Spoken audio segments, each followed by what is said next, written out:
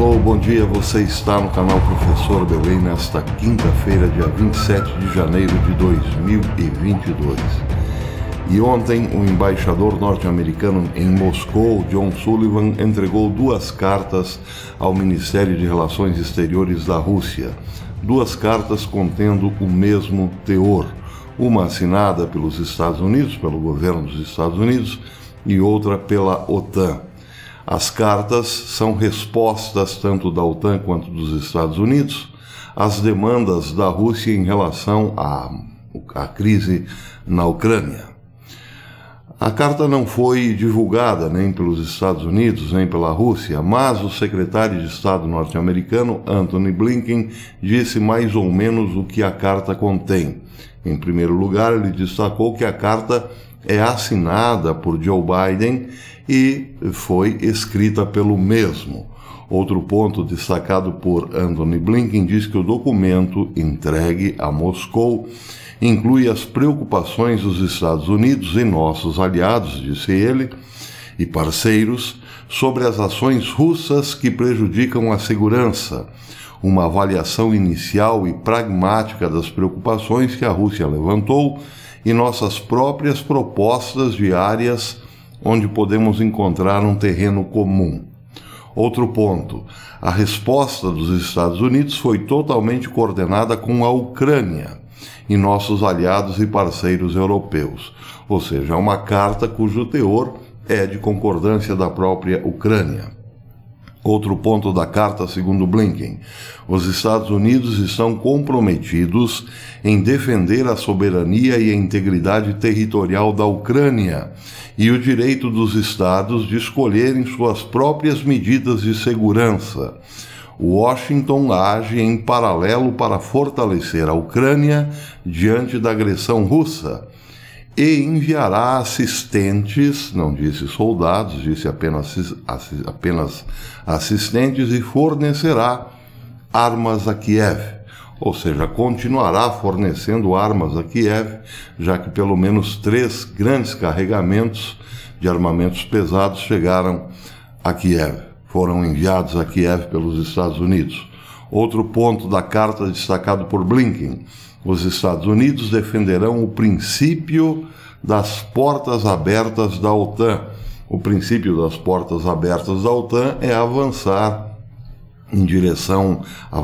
cada vez mais em direção ao leste europeu, incorporando antigas repúblicas da União Soviética.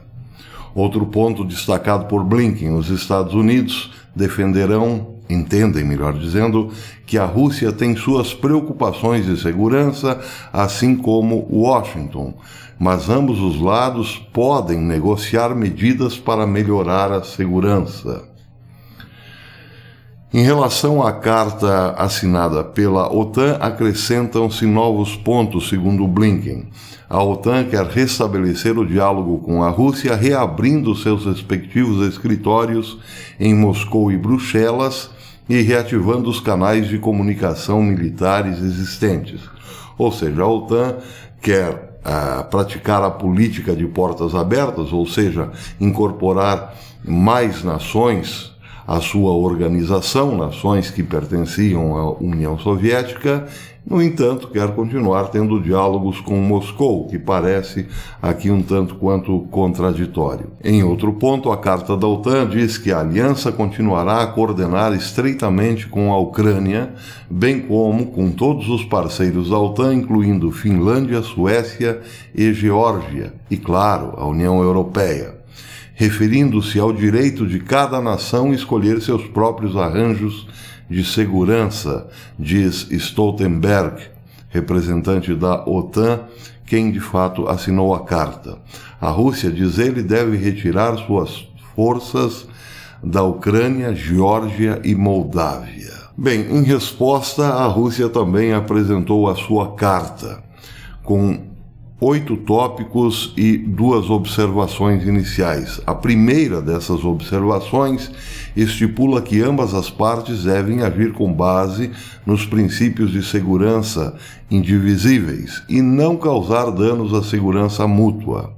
A segunda observação da carta ou da resposta russa, diz que tanto a Rússia quanto os Estados Unidos assegurem que qualquer organização internacional, aliança militar ou coalizão da qual uma das partes participe, respeite os princípios contidos na Carta das Nações. Os 8 tópicos da Carta consistem no seguinte: a Rússia não aceita a expansão da OTAN para o leste, não admite estados que eram membros da antiga União Soviética na aliança militar da OTAN.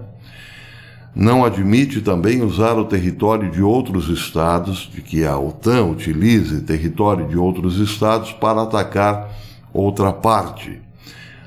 Não admite que a OTAN envie tropas e armas em áreas onde isso está sendo percebido como ameaça. Não admite também usar bombardeios, que a OTAN use bombardeios pesados ou navios de guerra no espaço aéreo, no seu espaço aéreo nacional ou internacional e águas territoriais. Não admite que a OTAN implante mísseis terrestres de curto ou médio alcance fora do território nacional dos países membros ou em áreas onde possam atingir alvos de outras partes. Finalmente, a Rússia não admite que a OTAN treine militares ou civis de países que não possuem armas nucleares no uso dessas mesmas armas. As autoridades russas insistem que a OTAN retire todas as tropas e todo o equipamento militar que foi implantado no território dos países que aderiram à organização do Tratado Atlântico Norte após 1997. Vemos que o impasse continua. Os Estados Unidos não prometeram não anexar a Ucrânia na OTAN e continuam reafirmando a política de portas abertas, o que, claro, causa todo o problema em relação à Rússia. Por outro lado, a Rússia não admite, em primeiro lugar, a Ucrânia como membro da OTAN, e isso é fácil de se explicar. Um míssil disparado da Polônia em direção a Moscou levaria em torno de 15 a 16 minutos. Da Romênia, a mesma coisa. Porém, um míssil disparado de Kiev, por exemplo, levaria pouco mais do que 5 minutos para atingir Moscou. É, como disse um ex-agente da CIA, que eu trouxe ontem, no vídeo de ontem, uma questão existencial para a Rússia. Ontem, a Secretaria de Estado norte-americana reafirmou a sua preocupação de que a Rússia invada a Ucrânia, porém só em meados de fevereiro. Isso porque no dia 4 de fevereiro começam os Jogos Olímpicos de Inverno em Pequim. Daí porque a preocupação de Washington é para um ataque russo somente depois dos Jogos Olímpicos para não constranger Pequim, uma espécie de respeito da Rússia em relação à China.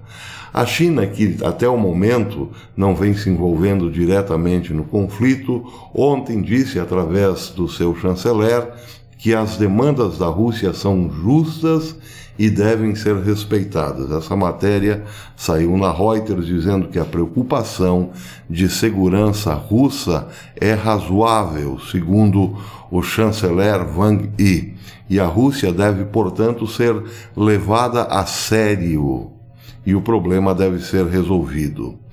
Wang Yi pediu às partes que abandonem completamente a mentalidade da Guerra Fria e se abstenham de escalar a tensão. Bem, a China, repito, que ainda não havia se envolvido diretamente no conflito, próxima de realizar os Jogos Olímpicos de Inverno, já começa a falar sobre o assunto. E isso indica que, após o término dos Jogos de Inverno, a diplomacia chinesa comece a tratar desse assunto com mais intensidade. E aí pergunta-se de que lado a China estaria num conflito entre Rússia e OTAN. Ora, a resposta é óbvia. A China estaria, em primeiro lugar, do seu próprio lado, olhando com muito mais atenção para a possibilidade de abocanhar Taiwan. Mas, evidentemente, num conflito, a China se uniria sim à Rússia, isso é óbvio. Outro ponto que tem gerado preocupação em relação a esta crise foi uma declaração do parlamentar russo Yevgeny Fyodorov, que acusou formalmente os Estados Unidos de produzirem o vírus Covid-19 em laboratórios no estado de Nevada. Segundo o parlamentar russo, o estado de Nevada não apenas realiza testes nucleares, mas também produz o vírus em escala industrial. Ele pediu, ou melhor, sugeriu, que o governo russo deve não atacar a Ucrânia, mas os Estados Unidos. Segundo Fyodorov, os Estados Unidos deveriam receber uma resposta direta e muito dura da Rússia. Ele sugeriu um ataque nuclear a Nevada, porém sem deixar baixas. Na sua sugestão, Moscou deveria avisar com 2 ou 3 dias de antecedência que faria o ataque. Se não o fizer, o ataque poderia gerar um saldo de 10 milhões de mortos, segundo o parlamentar. Este pedido, esta declaração não deve ser levada muito em sério, porque trata-se, claro, de algo destemperado. Seria mais ou menos como ouvir de um parlamentar do PSOL, aqui no Brasil, a declaração de que a Coreia do Norte é um país democrático. Não obstante, a questão do Covid-19 ser produzido dentro dos Estados Unidos parece ter ganhado a atenção popular na Rússia. O que, se de fato se confirmasse um dia, seria, sim, por que não, um motivo para um ataque aos Estados Unidos. O parlamentar não disse de onde poderia partir o ataque. Existe hoje preocupação externada por alguns analistas militares de que países como o México, por exemplo, possuam armas nucleares enviadas pela Rússia. O Irã, ainda no governo Trump, enviou muitos armamentos para a Venezuela, em navios que passaram pelas barbas da Guarda Costeira norte-americana e em 16 voos de Boeing, voos particulares, sem passageiros, porém, dizem analistas, com muito armamento pesado para o país de Nicolás Maduro.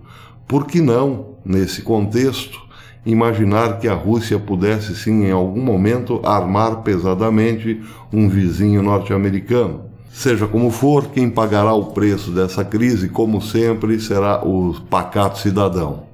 O pacato cidadão que está como um marisco na briga entre o mar e o rochedo. É preciso lembrar que nessa história não existe mocinho. Seus protagonistas são Rússia, Estados Unidos e China.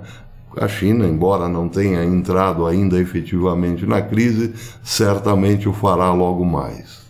Não é preciso lembrar que a Rússia, por exemplo, espalhou os seus erros pelo mundo, como havia profetizado Nossa Senhora em 1917. Espalhou o comunismo pelo mundo.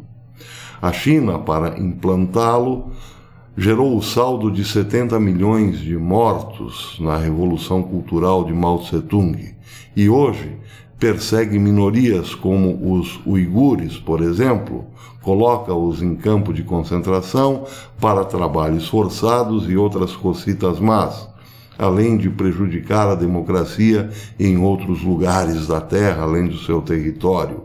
Ameaça tomar Taiwan na mão grande e já vem sufocando Hong Kong há um bom tempo. E os Estados Unidos? Bem, os Estados Unidos simplesmente espalharam o satanismo pelo mundo a partir de sua indústria cinematográfica, e isso também já vem de longa data. Os Estados Unidos travam hoje uma guerra contra a família, a destruição da família. Os Estados Unidos hoje não têm transparência nenhuma no seu sistema eleitoral, na sua própria democracia. Sem falar que os Estados Unidos financia com dinheiro estatal a grande indústria do aborto. Não é preciso dizer que um dos primeiros decretos de Joe Biden foi realimentar essa indústria com financiamentos estatais. A indústria cinematográfica americana vem espalhando no mundo a glamorização das drogas e do banditismo. Nenhum desses grandes atores do teatro geopolítico oferece a opção de liberdade e democracia. Todos querem um controle absoluto das populações, o fim das liberdades, claro, e, fundamentalmente, o fim da era cristã. Esse é o mundo tal como se apresenta no momento. Repito, não existe mocinho nessa história. Até depois.